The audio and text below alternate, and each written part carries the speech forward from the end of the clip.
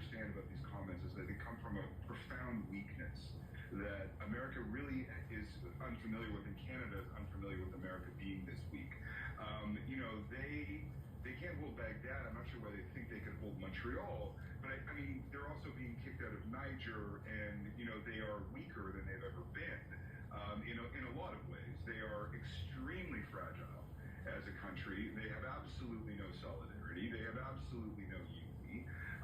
They are in the middle of dismantling their administrative state. And war is a test fundamentally of the strength of the administrative state.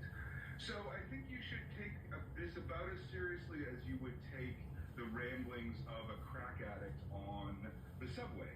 I.e., you pay attention to it and you get out of the way and you do what you can. But this is not something to be treated like an actual, something to be thought about. It's just the ramblings of lunacy. Okay, but he is the president of the United States. He says it over and over again. And so, listen, while he can say that that's what he wants, whether that's what he gets is totally different. But if, just the psychological, I don't know what you want to call it, trauma maybe that it kind of inflicts on Canada, especially, never mind that, the economic turmoil that could be inflicted on this country as of midnight with 25% tariffs, sort of repeating this call, repeating this threat, saying, hey, all this pain that you're suffering, Canadians, it can all be lifted if you become the 51st state. I just wonder about the wear and tear that it could have on Canadians. I'm not saying Canadians are going to just wake up in a week or two and say they want to become the 51st state, but do you know what I mean? Just the kind of Well, look, I actually think, he's actually managed to make Canadians patriotic for the first time since I can remember, right? I mean, the defiance of this is actually probably very good for our national identity and our sense of self as a nation. I think obviously there's going to be pain here, but I think, you have to remember, like you say, he's the president of the United States, but the United States is crumbling.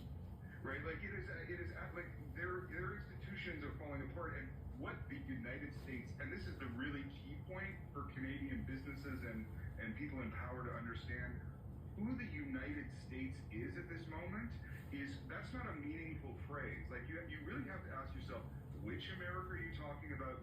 Which institutions are you talking about? Because they are not under the guidance of anyone.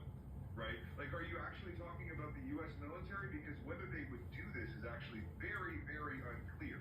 And whether the president has the power to do any of that, all he can do right now is destroy. And, the American stock market is falling.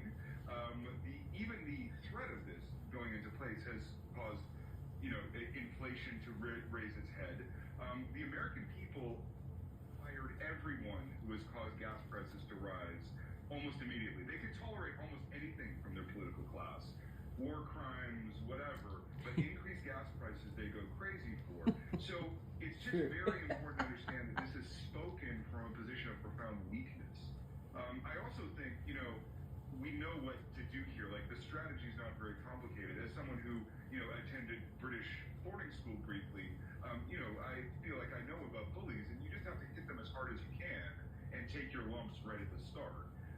And that's what we're going to have to do, and there's not really any other choice for it. What do you make of, a lot of the booing we've heard? It was at an Ottawa Senators game against an American-based team. I can't remember the American-based team, so I'll just do this. Ottawa Senators game, Toronto Raptors game, and a Vancouver Canucks game over the weekend. Loud booing from the fans. Well, America's obviously, obviously right now they are our opponents in some silliness, right? I mean, I think Canada is anti-American. Like, Northrop Frye said that Canadian is an American who rejects the revolution. And we are rejecting what America is going through. I mean, America's never been an uglier place to want to become part of. I mean, who would want to be American at this point in history? They're about to start killing each other. There is no question that there is a Canadian rejection of American values and the American government and America itself. And that is a perfectly natural reaction to why wouldn't you reject these people? They're awful.